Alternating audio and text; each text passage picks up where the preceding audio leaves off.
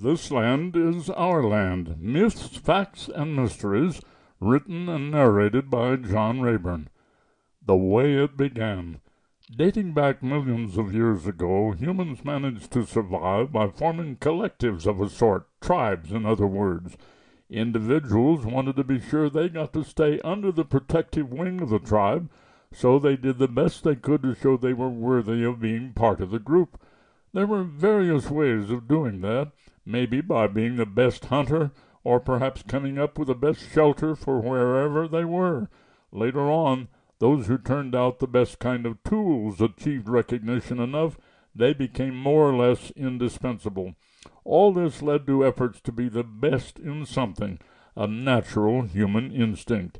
This leads to part of our body and brains called the prefrontal cortex.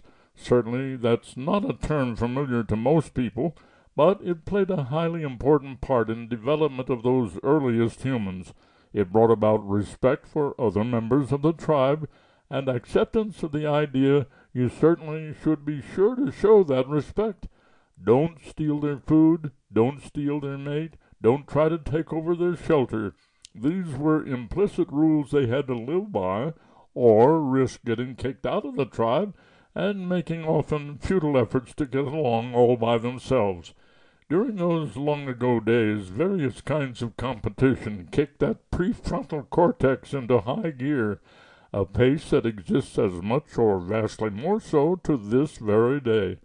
What we're about to cover in this manuscript is somewhat along those psychological lines, but primarily will deal with the pride arising from being the first, the best, the oldest, or what other label might apply.